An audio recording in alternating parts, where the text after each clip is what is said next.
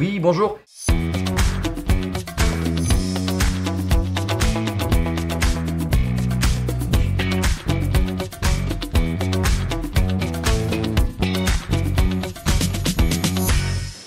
Bonjour et bienvenue dans cette enquête réalisée par le Lillebertin.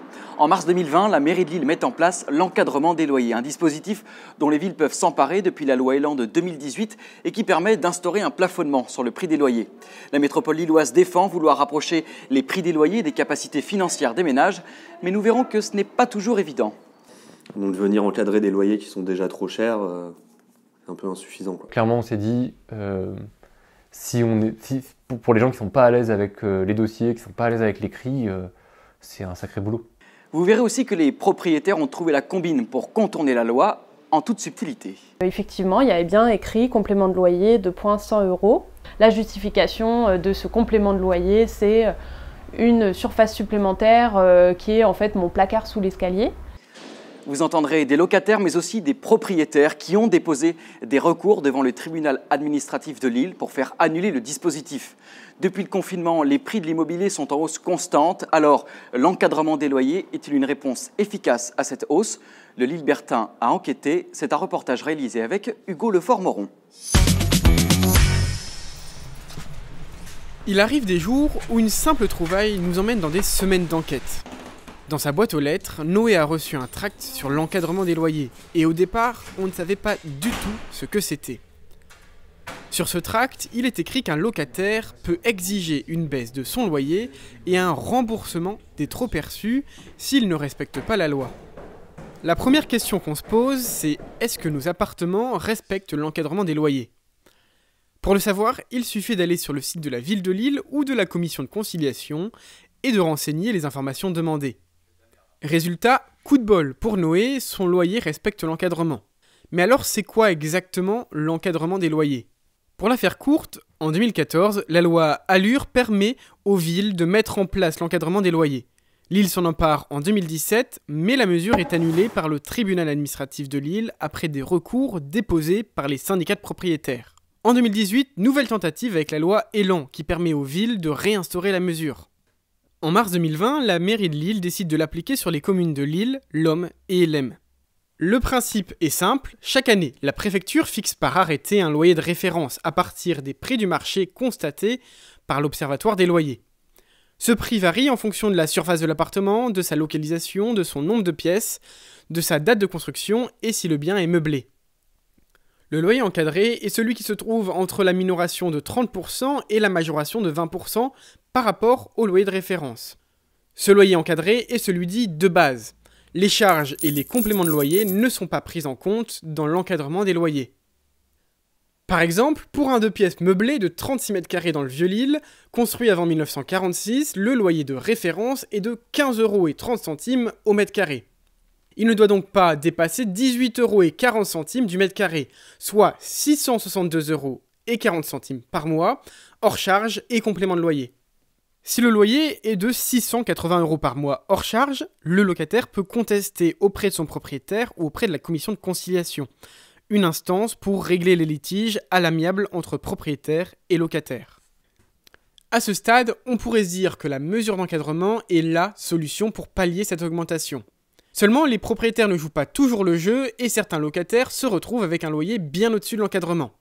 C'était notamment le cas de Valentin, il s'est retrouvé dans une colocation où le loyer dépassait la limite de l'encadrement de près de 700 €. Clap. C'est parti. Et il y a 5 ans maintenant, j'ai monté une colocation avec quelques amis dans une grosse maison. On est 6, 7. On a fait appliquer en 2021 l'encadrement des loyers sur notre loyer.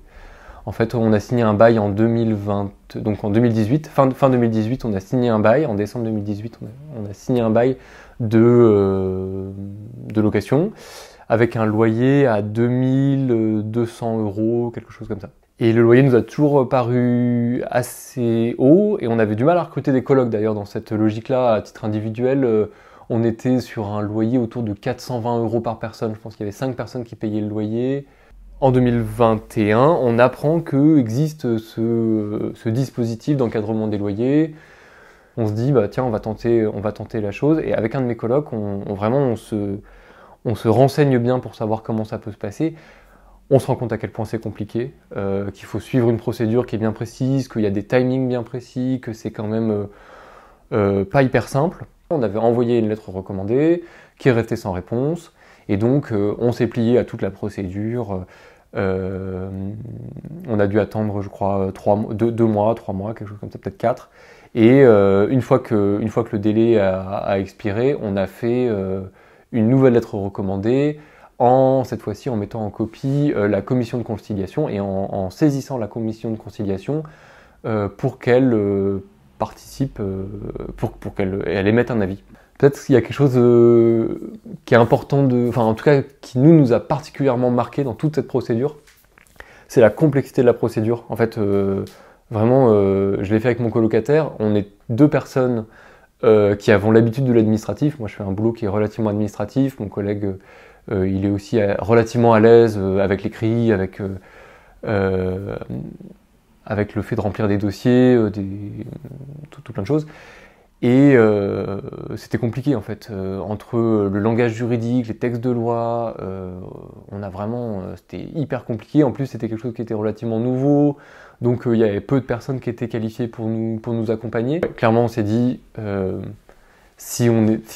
pour les gens qui ne sont pas à l'aise avec les dossiers, qui ne sont pas à l'aise avec l'écrit, c'est un sacré boulot. Effectivement, la procédure est complexe. Pour pouvoir contester son loyer, de nombreux délais sont à respecter. Pour les nouveaux contrats, le locataire peut contester le montant du loyer jusqu'à 3 mois après la signature du bail. Pour le renouvellement, il est possible pour le locataire de proposer une diminution du loyer 5 mois avant la fin du bail. Même si la procédure est complexe et pointue, l'opération peut valoir le coup. Pour Valentin et ses colocs, la persévérance a payé. Et ce qui s'est passé, c'est que 2 jours avant la commission de conciliation, on a eu un coup de fil de l'agence qui nous a dit le propriétaire laisse tomber les démarches, donc vous pouvez considérer que le loyer sera baissé au renouvellement du bail. Depuis le renouvellement du bail, on a un loyer qui est abaissé, encadré. Alors évidemment au taux maximum de ce qui est légalement permis, et donc de 420 € par personne. 420 € par personne, quelque chose comme ça, on est passé à 315 € par personne. Après, pour en parler autour de moi, parce que depuis que moi je sais que ça marche et qu'on a quand même vu notre niveau de vie s'améliorer grâce à ça, j'en parle largement autour de moi. Et effectivement, la plupart des gens à qui j'en parle me disent « moi je veux pas me mettre en conflit avec mon propriétaire pour 40 € par mois ou pour 50 € par mois, je vais pas me mettre en conflit direct avec mon propriétaire, j'ai pas envie de ça. » Et donc il y a beaucoup de gens qui sont réticents à faire ça, à faire de la paperasse, à faire de l'administratif, pour être effectivement un peu plus en conflit. Mais en fait, 40 € par mois, ça fait vite un loyer à la fin de l'année. Des économies pour les locataires, mais pas pour les propriétaires. Cette histoire d'encadrement a bien dû en embêter plus d'un.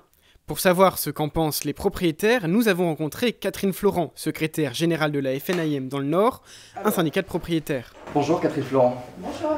Alors on va commencer avec un graphique qui est assez parlant, qui date de 2021.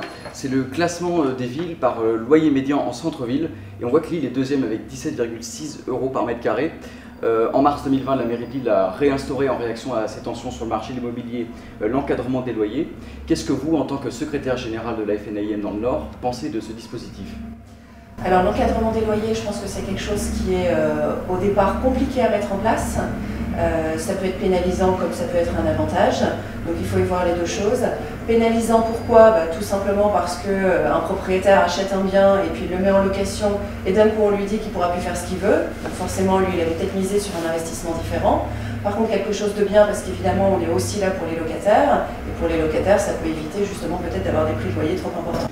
Comment faire pour lutter contre la hausse des prix de l'immobilier à Lille du point de vue des locataires, parce que on sait aujourd'hui que le logement représente une part beaucoup plus importante dans le budget des ménages et que ça augmente d'année en année. Comment faire, d'après vous, pour lutter contre ces tensions sur le marché de l'immobilier pour les locataires, si l'encadrement des loyers n'est pas une si bonne solution que ça ? Alors l'encadrement des loyers, je pense quand même qu'il est respecté, puisqu'il est imposé, donc j'allais dire de ce point de vue-là, pas de souci. Après, comment faire pour lutter contre la hausse des loyers ? Il n'y a pas grand-chose à faire, c'est une question d'offre et de demande et de marché. J'allais dire, vous savez comme moi, tout augmente, le loyer aussi. Et pourtant, lui, il est plafonné de manière étatique. Aujourd'hui, les loyers n'augmentent pas plus de 3,5% par an. C'est déjà un plafond qui est déjà quelque chose qui est protecteur du locataire. Offre et demande, la mairie de Lille construit quand même beaucoup de logements depuis 2008. Il y a quelques chiffres, 10,5% de logements en plus de 2014 à 2018 d'après l'Institut Montaigne. 30 000 logements construits aussi depuis 2008. Alors oui, des logements construits, des logements rénovés, il y en a évidemment, mais la tension elle est toujours là malheureusement. Quand on approche du mois de juin, on voit notre parc locatif qui diminue, pour s'éteindre et très vite on n'a plus rien à proposer aux jeunes qui arrivent sur l'île. Donc si on résume, pour les propriétaires et la FNAIM, l'encadrement des loyers est pénalisant et contraignant et donc forcément profitable aux locataires. Les associations de défense de locataires ne sont pourtant pas aussi optimistes. Pour comprendre quels sont les problèmes de cet encadrement, nous avons rendez-vous avec Mathieu de l'APU FIV.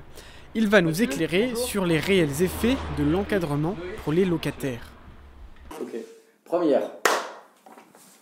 Est-ce que l'encadrement des loyers instauré par la ville de Lille est un bon moyen de remédier à cette augmentation ? Alors oui et non, parce que c'est un acte volontariste de la ville de Lille depuis un moment de vouloir encadrer les loyers. Le problème, c'est que ça arrive après 20 ans de hausse continue des loyers qui font de Lille une des villes les plus chères. Donc de venir encadrer des loyers qui sont déjà trop chers, c'est un peu insuffisant, quoi. L'encadrement des loyers, c'est quelque chose qui vient par rapport au prix du marché. Donc avant d'encadrer les loyers, il faut définir un loyer médian. Et, fixé par le préfet. Ouais, mais du coup d'abord pour ça il y a une étude des prix pratiqués. Donc en fait on vient encadrer par rapport au marché. Donc en fait déjà si le marché est trop élevé, ça marche pas. C'est-à-dire qu'on vient encadrer quelque chose qui est déjà trop cher, quoi. Et oui, rappelez-vous, l'arrêté pris par le préfet pour le loyer de référence à l'encadrement se base sur une étude de l'Observatoire des loyers, donc sur le prix du marché. Sur son site internet, la ville de Lille écrit que cette mesure vise à rendre à tous les habitants, et en particulier aux ménages modestes et aux familles, la possibilité de se loger à Lille. Pourtant, les loyers sont basés sur le prix du marché qui sont déjà trop élevés, selon l'APU FIV. Pourquoi c'est pas efficace ? Parce que y a pas de sanction. En fait, il suffit de s'amuser à regarder un peu les annonces pour voir que nous, quand on a fait un testing pour les 1 an du dispositif, il y avait plus de 42% des annonces qui explosaient outrageusement l'encadrement des loyers. Et il n'y a pas de sanction derrière, donc en fait, le propriétaire n'a pas pour l'instant de grand intérêt à respecter l'encadrement des loyers. Je pense que là, il y a dû avoir, j'ai même pas les chiffres, mais on a moins de 10 sanctions. Là, le dispositif va avoir 3 ans. Qu'on voit qu'il y a entre 40 et 50% des annonces qui ne respectent pas l'encadrement des loyers, donc qui sont illégales. En soi, 10 sanctions en 3 ans, ça fait très très peu, quoi. Qui est responsable du respect du maintien de ce dispositif ? Le pouvoir de sanction est à l'État. Donc à la préfecture de... C'est ça, et le préfet du Nord qui se cache pas, qui n'a pas de volonté politique ou de moyens, bref, en tout cas je pense qu'il y a une volonté politique, les moyens on peut les trouver. C'est l'un des points sur lequel qu'on trouve un peu le dispositif mal fait, c'est au locataire d'aller en conflit contre son propriétaire, d'entrée, parce qu'en fait c'est à faire très très vite après la signature du bail, quelques mois. Donc en fait, sur ce temps-là, tu rentres direct en conflit avec ton propriétaire. Ce qui veut dire derrière, si tu as un problème de chaudière, de je sais pas quoi, de divers et variés, là, ton propriétaire, déjà, il a mauvaise contre toi parce que tu as fait baisser ton loyer d'entrée. Donc déjà, pour nous, clairement, ça devrait être à la puissance publique de venir sanctionner à tour de bras tout propriétaire qui ne respecte pas. C'est-à-dire que si on met des moyens publics pour contrôler toutes les annonces et foutre des amendes à tous ceux qui ne respectent pas, on peut toujours, quoi. Il faut une loi et les moyens de faire appliquer la loi, quoi. D'après un bilan réalisé par l'association, environ 38% des annonces immobilières ne respectent pas l'encadrement. Tiens, les propriétaires particuliers ne connaissent peut-être pas la loi, mais qu'en est-il des professionnels ? Retournons voir Catherine Florent. Vous savez, la secrétaire générale dans le Nord de la FNAIM, le syndicat de propriétaires. Alors vous parliez tout à l'heure du respect de ce dispositif. Alors c'est intéressant parce que nous, en cherchant sur internet, c'est assez facile en fait de trouver des annonces d'agences immobilières même qui ne respectent pas cet encadrement. Résidence étudiante qui dépasse largement ici une chambre de 9 mètres carrés dans le sud de Lille à 450 € qui devrait être aux alentours de 250. Ici, pour donner un dernier exemple, 18 mètres carrés, 700 €, boulevard de la Liberté, alors que ça dépasse là aussi l'encadrement de 286 €. C'est vrai que dans les communiqués de la FNAIM, on lit que les professionnels sont des gages de respect de la loi. Bon, c'est pas trop le cas quand on lit ces annonces. Qu'est-ce que vous en pensez ? Quelle est votre réaction ? Est-ce que vous trouvez ça normal ? Alors, l'encadrement vous propose un loyer maximum majoré, mais vous pouvez toujours le dépasser si vous justifiez d'un complément de loyer. Donc il y a plein de possibilités. C'est pas parce qu'on prend un exemple qui dépasse l'encadrement que tout le monde dépasse l'encadrement. Et puis après, Le particulier, j'allais dire l'encadrement, il le respecte pas, il n'est pas contrôlé. Nous sommes contrôlés, donc j'allais dire raison de plus pour le respecter. Je pense que les agences qui sont FNAIM, donc qui adhèrent à notre syndicat, respectent l'encadrement. On nous a communiqué un bail d'Imo-Carré, justement. Alors en fait, ce bail-là a été renouvelé et il s'avère que le renouvellement est de 548 €. Ça dépasse de 3,75 € l'encadrement des loyers quand on compare à l'arrêté préfectoral. Alors oui, 3,75 € c'est pas grand-chose, sur un an ça fait 45 €.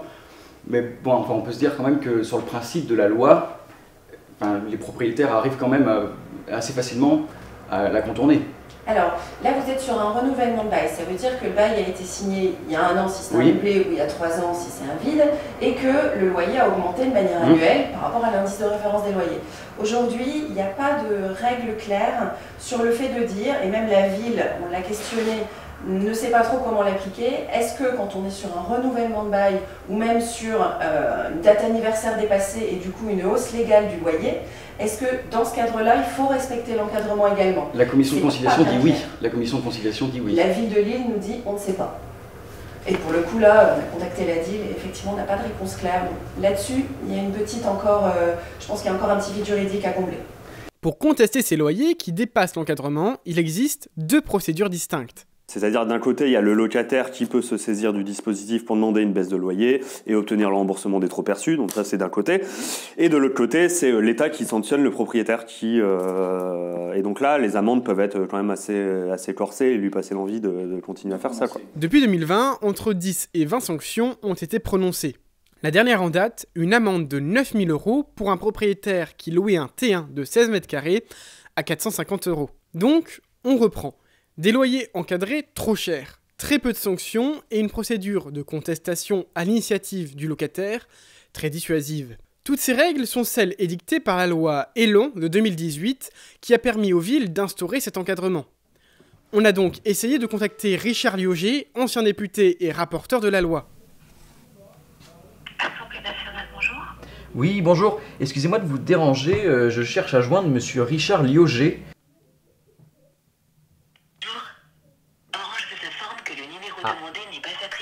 Bon, là, c'est raté. Bonjour. Mais après quelques jours et quelques mails, Richard Liogé a accepté une interview. Est-ce que vous pourriez nous donner quel était le but de cette loi Elan de 2018 et particulièrement de ce volet sur l'encadrement des loyers? Alors, le but de la loi Elan, c'était de booster la construction de logements. Et il y a dans cette loi une possibilité de bloquer les loyers, mais qui est laissée à la discrétion des maires. C'est pas une loi qui impose un blocage des loyers, mais qui propose aux maires d'utiliser ce blocage des loyers s'ils considèrent que dans leur ville, les loyers sont trop élevés. Et avec le recul, est-ce que ça fonctionne bien? Est-ce que cet encadrement des loyers est un bon moyen pour vous de lutter contre la hausse des prix du marché? Ah bah, ça semble être un bon moyen de lutter contre les prix des marchés. Après, la grande question, c'est quand les mairies décident d'imposer le blocage des loyers, comment ils vérifient?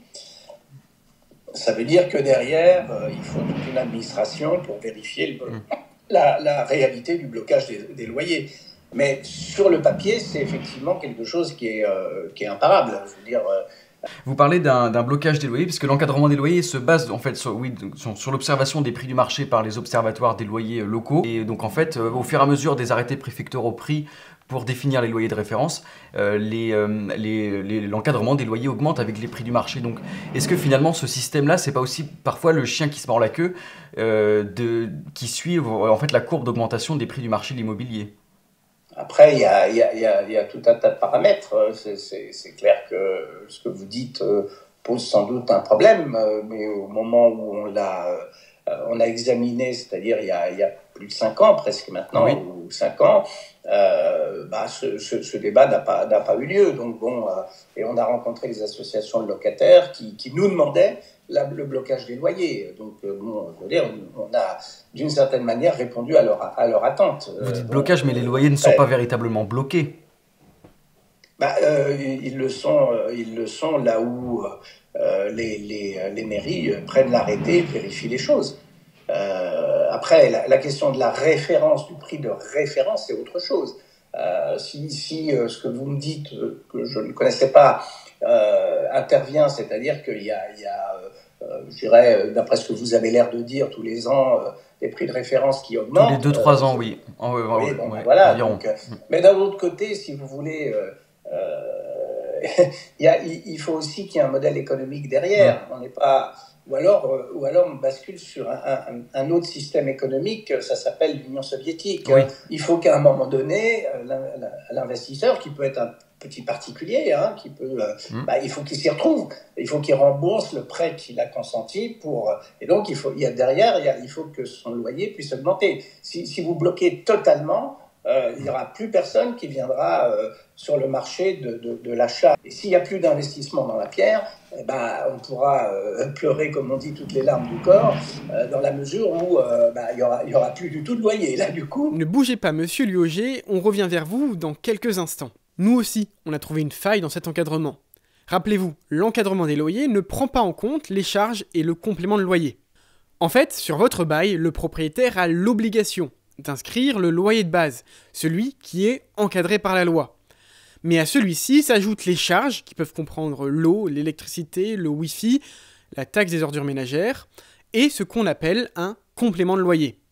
Il peut être ajouté au montant du loyer de base pour des caractéristiques exceptionnelles. Vous l'aurez compris, ce complément de loyer est la porte ouverte pour certains propriétaires au contournement de la loi. Du coup, cette histoire de complément de loyer, alors c'est une possibilité pour déroger à l'encadrement des loyers qui est permise aux propriétaires.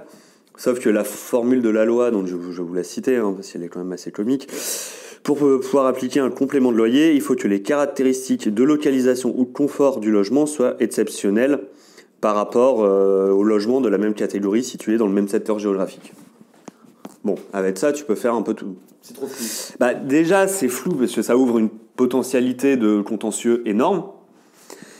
Parce que du coup, c'est laissé à l'appréciation des commissions de conciliation ou d'un juge, clairement. Il n'y a pas d'autre possibilité. Donc, quand un propriétaire dit « oui, mais c'est meublé », c'est pas exceptionnel. Qui disent « oui, mais c'est des beaux meubles ». Ah, nous, ils nous font rien. Ils nous envoient « oui, en fait, le complément est justifié par la présence d'un grille-pain. » Ok, très bien. Donc en fait, tu doubles le loyer pour acheter du mobilier de merde. Enfin, effectivement, si à Lille, t'as vu sur la Citadelle, on peut concevoir qu'un appart a vu sur la Citadelle ou vu sur le périph'. On peut mettre un complément. C'est ça. Mais le complément, c'est pas le double du loyer. Enfin, concrètement, c'est ça aussi qui est délirant. C'est que c'est pas fixé, c'est pas encadré. Donc comment les commissions vont trancher le réel montant d'un complément de loyer s'il est justifié? Parce que concrètement, là, aujourd'hui, les conflits sur... Il y a des meubles, du coup, je double le loyer. C'est pas justifié. Et justement, on a rencontré Anaïs qui vit à Lille et loue un appartement avec un complément de loyer de 100 €. Mais alors, qu'est-ce qui peut bien justifier un tel complément de loyer? Regardez bien, parce que nous, ça nous a fait rire. Je me suis rendu compte il y a à peu près 1 an que mon loyer au total ne rentrait pas, dépassait l'encadrement des loyers tel qu'il est constitué à Lille. Au sein de ce loyer de 520 € que je payais, il y avait en fait 100 € qu'ils appelaient de complément de loyer. Et la justification qui était écrite pour ça, c'était surface supplémentaire, tout simplement. Donc moi, ne comprenant pas trop qu'est-ce que ça voulait dire, où était ma surface supplémentaire dans mon petit 26 mètres carrés, j'ai cherché partout et j'ai appelé l'agence qui m'a répondu en me disant que effectivement la justification de ce complément de loyer, c'est une surface supplémentaire qui est en fait mon placard sous l'escalier. Ce qui m'explique dans le mail aussi, c'est qu'il y a eu une rénovation de l'entièreté du bâtiment en 2017, donc ça aussi ça justifie un petit peu le complément de loyer de 100 €. Jamais on m'a fait à l'oral ou quoi que ce soit de description du fait qu'il y avait 100 € de complément de loyer. Et donc, ce loyer est justifié par un placard. Oui. On peut le voir? Oui. Donc, il n'est pas, à vos yeux, il ne justifie pas un complément de loyer de... Non, pour moi, il devrait même justifier l'inverse. On devrait me payer pour avoir ce placard que je subis en fait depuis le début que je suis arrivée dans cet appart, que j'adore sinon l'appart. Mais alors ce placard, c'est vraiment l'enfer. Parce que donc c'est le placard sous l'escalier du voisin. Et que j'ai dû moi-même retapisser, avec un matelas que j'ai découpé, etc.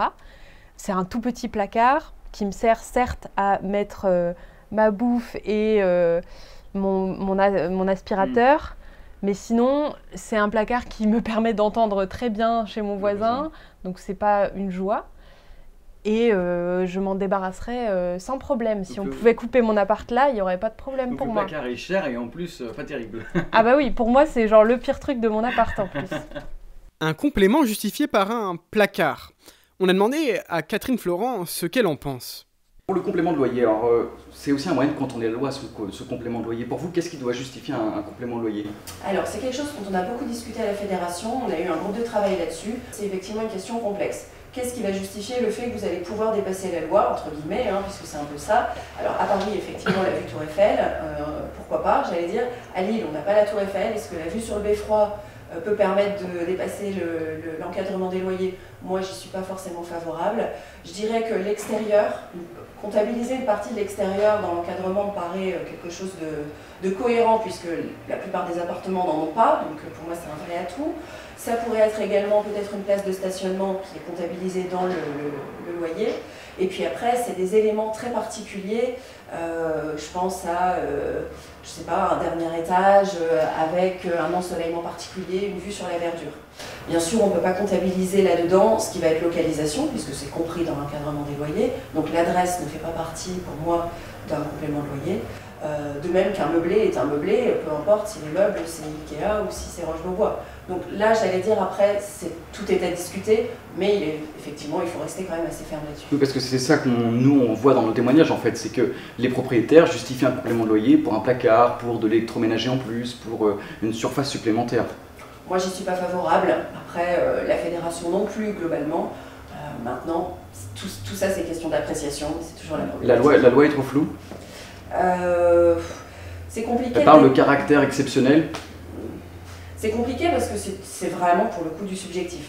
Flou, non, je pense que c'est juste les propriétaires qui parfois sont peut-être un petit peu poussifs ou limite incohérents sur ce qu'ils vont justifier d'exceptionnel. Donc comment éviter que les propriétaires contournent ce complément des loyers? C'est compliqué, le propriétaire tout seul, j'allais dire, on n'a pas la main dessus, on n'a pas le contrôle dessus. Par contre, celui qui passe par une agence immobilière, évidemment, l'agence, elle, va pouvoir apprécier ce complément de loyer.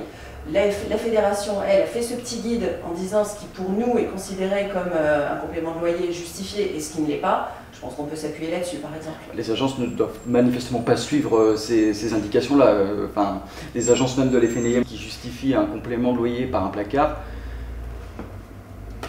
Alors dans ces cas-là, la seule possibilité reste le recours du locataire. Lui, il a tout pouvoir pour faire un recours. Vous, en tout cas, vous ne trouvez pas ça normal en tant que secrétaire général du Nord de la FNIM? J'imagine que le complément de loyer justifié par un placard, je trouve ça effectivement un peu poussif.